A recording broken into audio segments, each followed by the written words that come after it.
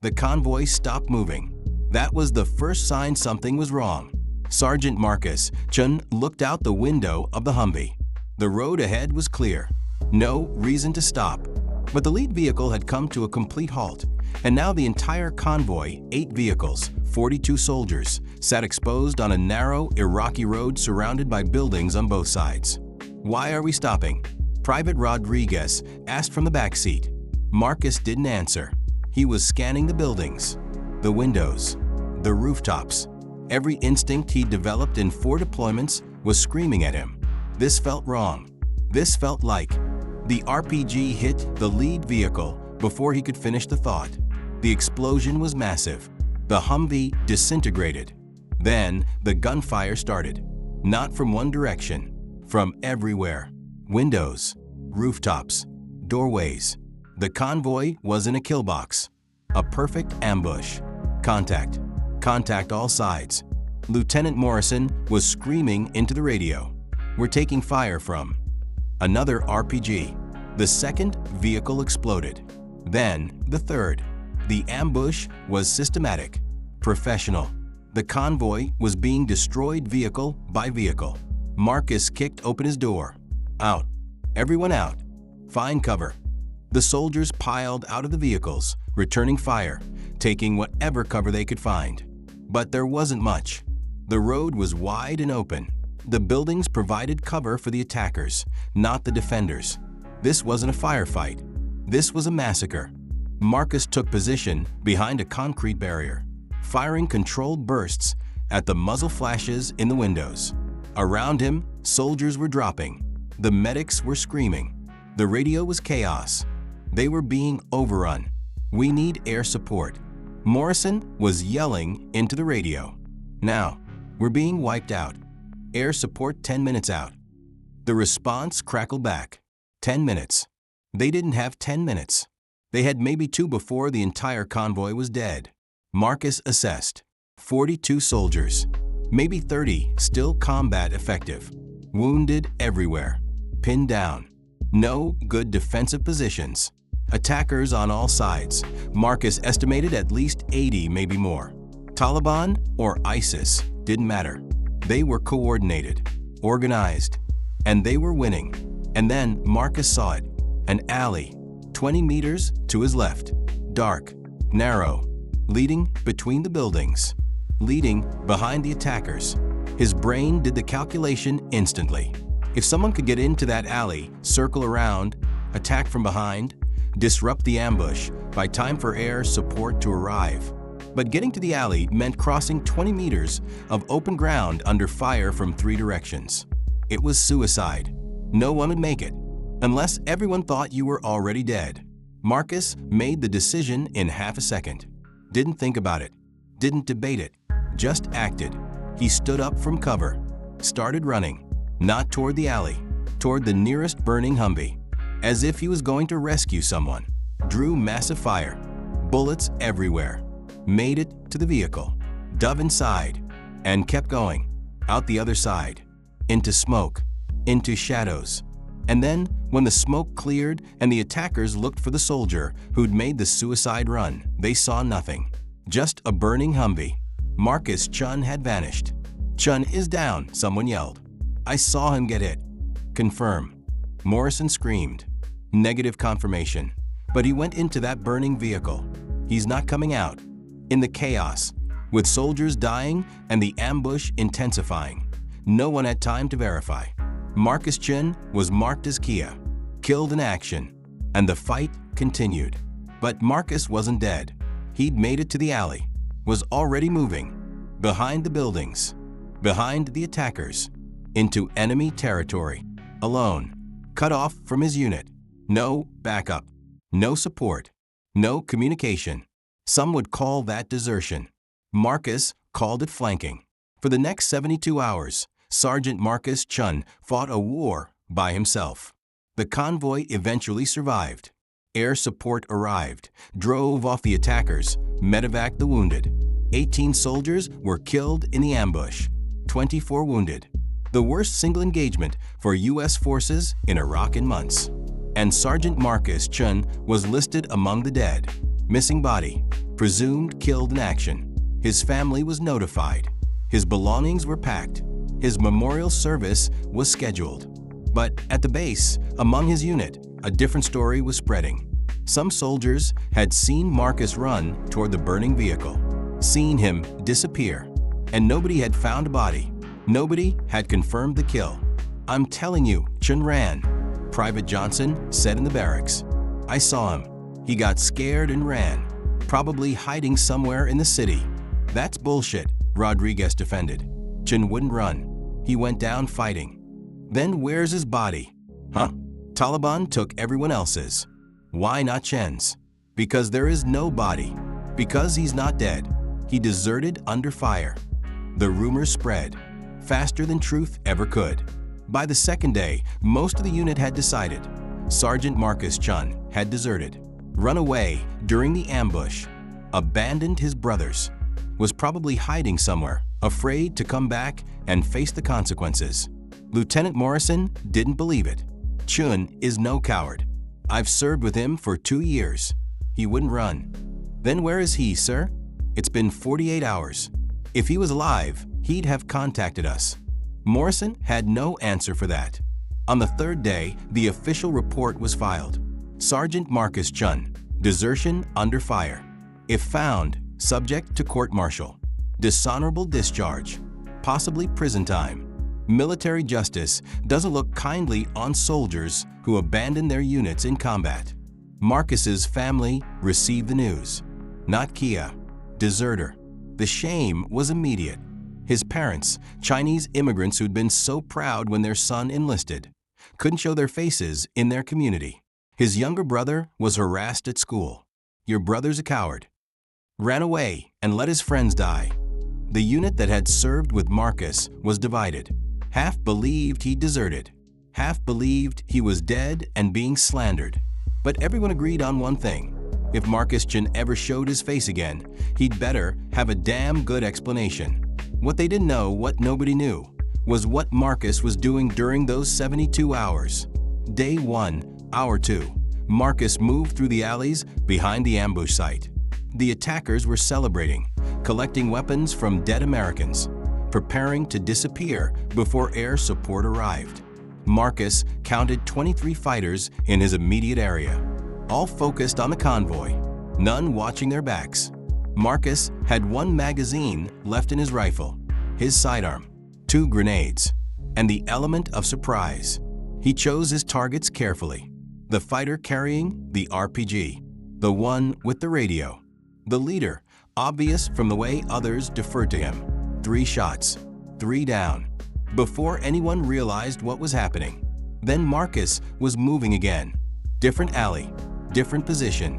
The attackers were confused. Thought Americans had somehow circled around, started firing at each other. Marcus helped that confusion by firing from multiple angles, making them think there was a whole squad hunting them. By the time they figured out it was 1 man, Marcus had killed 6 more and disappeared into the city. Day 1, Hour 6, Marcus was lost. No GPS, no map, no communication, deep in enemy-controlled territory. Fallujah, or what used to be Fallujah before ISIS and Taliban turned it into a war zone. Every building was potentially hostile. Every person potentially an enemy. He needed water, food, ammunition, intelligence, and he needed to figure out how to get back to friendly lines without getting killed. But as Marcus moved through the city, he saw something that changed his calculus. A village, Iraqi civilians, 50, maybe 60 people, families, children, and Taliban fighters, moving through, taking supplies, threatening people. The villagers were terrified. Marcus could have bypassed them, kept moving toward friendly lines, saved himself. That would have been the smart play. But Marcus had grown up watching his father, a police officer in San Francisco, put himself between danger and civilians. "We serve others before ourselves," his father had always said. That's what it means to be a protector. Marcus positioned himself on a rooftop overlooking the village square, waited until the Taliban fighters were clustered together, fired, 3 down before they realized they were under attack. The rest scattered. The civilians ran. Marcus followed, moving with them, protecting their retreat. When Taliban fighters tried to pursue, Marcus engaged them, kept them busy, kept them focused on him instead of the fleeing civilians. Day 1, hour 12. Marcus had saved 63 civilians and killed 9 more Taliban fighters. But now he was hunted. ISIS and Taliban in the area knew there was an American soldier operating behind their lines. They were searching, coordinating. Marcus had to keep moving. Day 2, hour 24. Marcus had found an abandoned building, fortified it, collected weapons and ammunition from dead fighters. His count: 17 Taliban/ISIS killed. But he'd also found something else. A radio, Taliban frequency. He couldn't transmit. They'd triangulate his position. But he could listen. And what he heard changed everything. The Taliban were planning something. A major operation. 3 days out. Multiple targets. Hundreds of fighters mobilizing. And the targets? Coalition bases, Iraqi police stations, and civilian population centers, schools, markets, mosques. They were planning a wave of attacks designed to kill as many people as possible, military and civilian, to drive coalition forces out of the region through sheer terror. Marcus knew 2 things. First, he had to stop this, or at least disrupt it.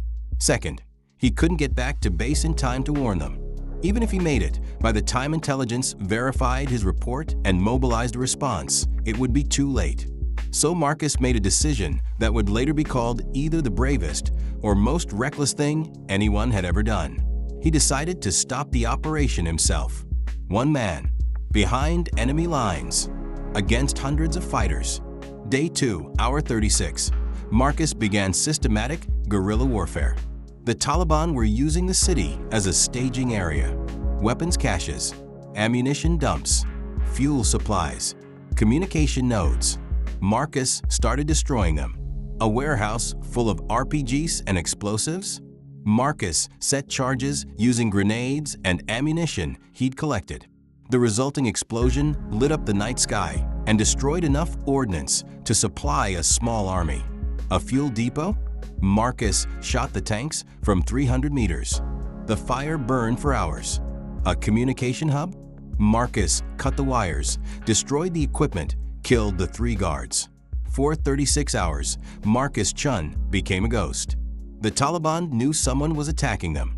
They didn't know how many. Some thought it was a special forces team. Others thought it was local resistance. Nobody guessed it was one abandoned, presumed dead sergeant fighting a private war. Day 3, hour 58. Marcus had tallied 23 confirmed kills, destroyed 4 major supply caches, disrupted the entire Taliban operational plan. But he was exhausted, running on adrenaline. No food for 2 days. Maybe 3 hours of sleep total. Dehydrated, wounded, a bullet graze on his left arm, shrapnel in his leg. He needed to get back. The Taliban operation was disrupted but not stopped. He needed to report what he'd learned, needed to get proper intelligence to coalition forces. But between Marcus and friendly lines was 5 miles of hostile territory. And the Taliban were hunting him, had checkpoints, patrols. They knew someone was out there. They wanted revenge. Marcus waited until night, then started moving. Used every stealth technique he'd learned in 4 deployments. Moved through shadows. Avoided patrols. Twice he had to kill sentries, quietly, with a knife he'd taken off a dead fighter. Hated doing it, but necessary. Day 3, hour 72. Marcus approached coalition lines.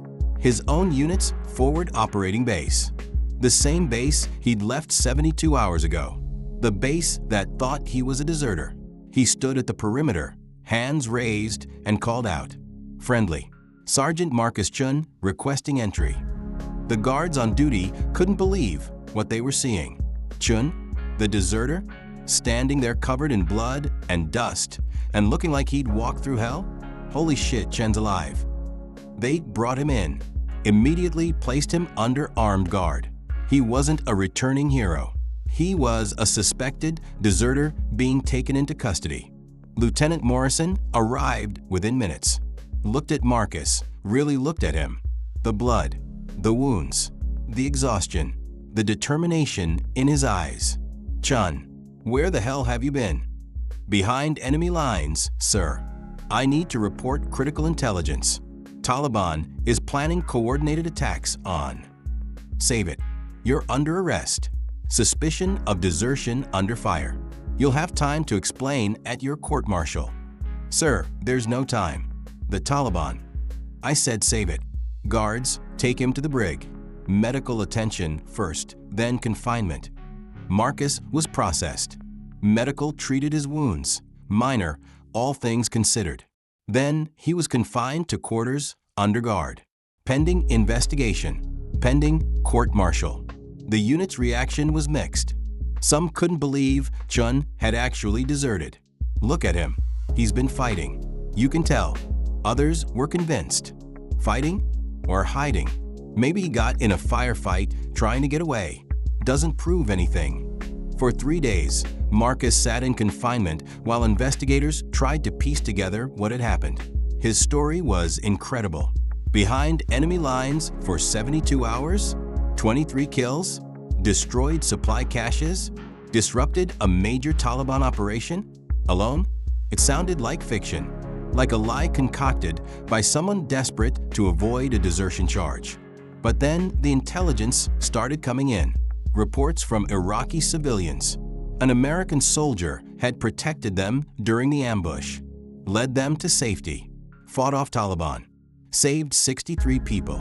Drone footage, reviewed after the fact, showing explosions at known Taliban positions, showing one figure, one man, moving through enemy territory, fighting, surviving, captured Taliban fighters, interrogated, talking about the ghost soldier, the American who hunted them for 3 days, who disrupted their operation, who killed 23 fighters single-handedly, and satellite imagery showing the destroyed supply caches, the fuel depot fire, the demolished communication hub, all in the 72 hours Marcus was missing. The evidence was overwhelming. Marcus Chen hadn't deserted. He'd done the impossible, penetrated enemy lines, fought a solo guerrilla campaign, saved civilians, disrupted enemy operations, and survived. The investigation concluded, not only was Marcus not a deserter, he was a hero. But the damage was done. The accusation had spread. His family had been shamed. His name had been dragged through the mud. And Marcus? He was exhausted, traumatized, and angry. When Lieutenant Morrison came to release him from confinement, Marcus spoke first. "You thought I ran." The evidence suggested, "You served with me for 2 years, and your first thought was desertion. Not Kia, not captured, desertion." Morrison looked at the floor. "You're right. I'm sorry. I should have known better. Everyone should have known better. But it's easier to believe I'm a coward than to believe I survived, isn't it? Easier to think I ran than to think I stayed and fought." "Marcus, I didn't desert, sir. I flanked. There's a difference." 3 months later, Sergeant Marcus Chen stood at attention in a ceremony at Coalition headquarters. The citation was read for extraordinary heroism in combat.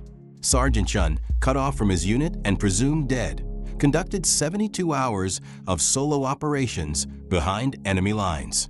He eliminated 23 enemy combatants, destroyed critical enemy infrastructure, rescued 63 Iraqi civilians, and disrupted a major terrorist operation that would have resulted in significant coalition and civilian casualties. His actions exemplify the highest standards of military service. They pinned the Medal of Honor on his chest.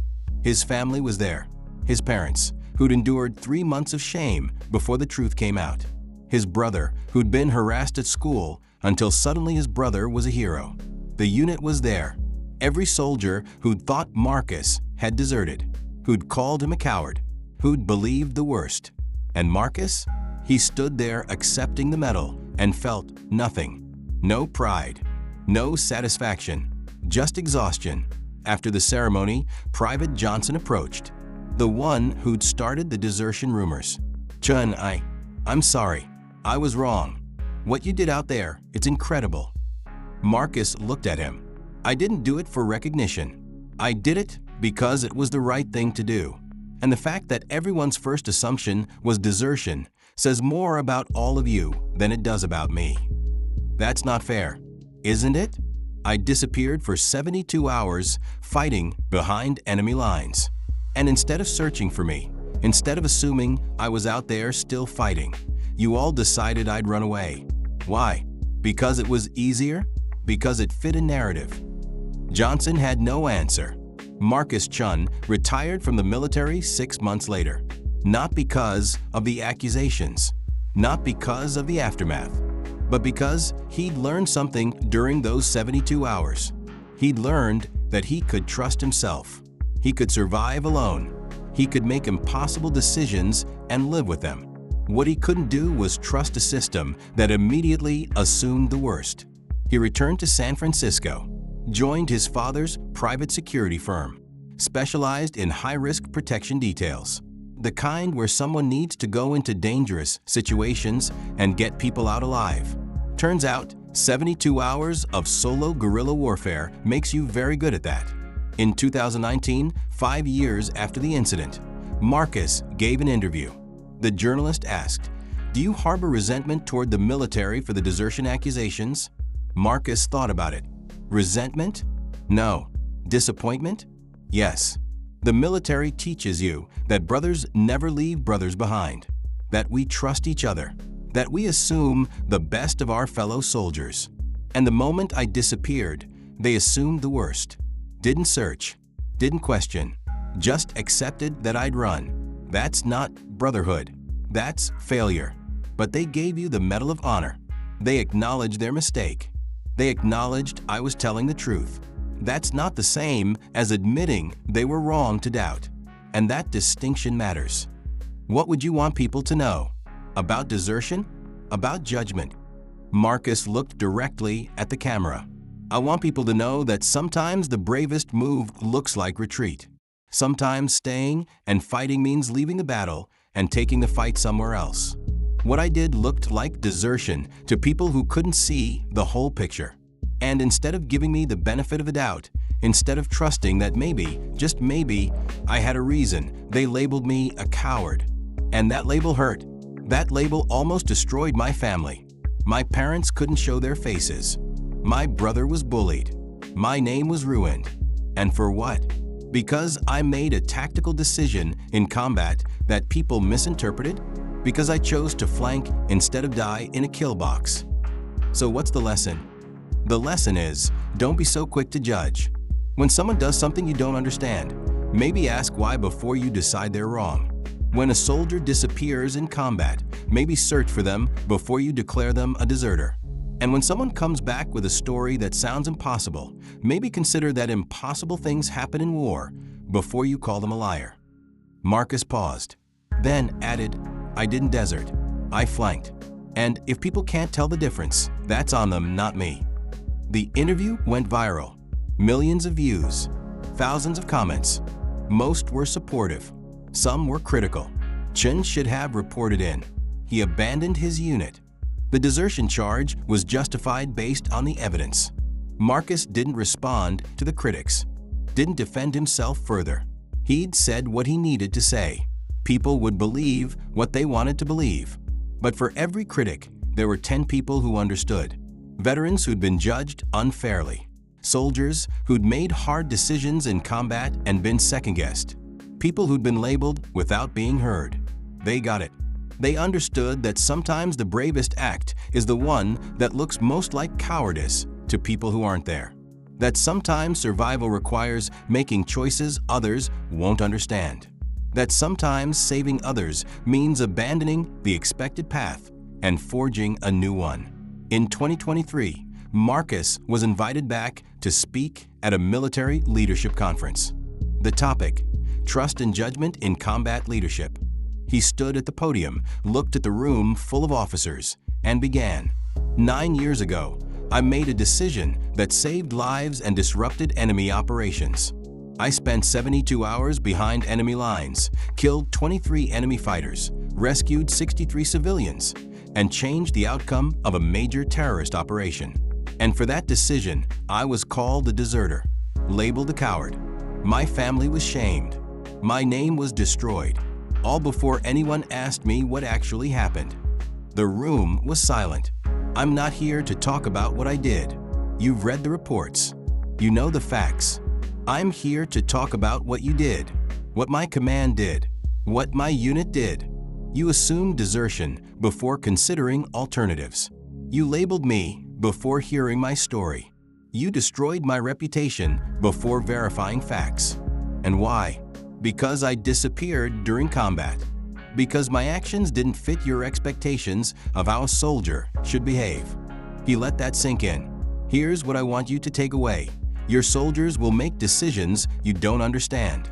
They'll do things that seem wrong without context. They'll disappear or disobey or act in ways that appear cowardly or insubordinate. And in those moments, you have a choice. You can assume the worst, that they're deserters, cowards, or failures. Or you can assume the best, that they have a reason, that they're doing what they think is right, that they need support, not judgment. I'm not saying never hold soldiers accountable. I'm saying wait for the full story before you destroy someone's life. Because labels stick. Deserter almost ruined me. And even after the truth came out, even after the Medal of Honor, some people still think I ran. Because the initial judgment spread faster than the truth ever could. Marcus stepped back from the podium, then added one final thought. I didn't desert. I flanked.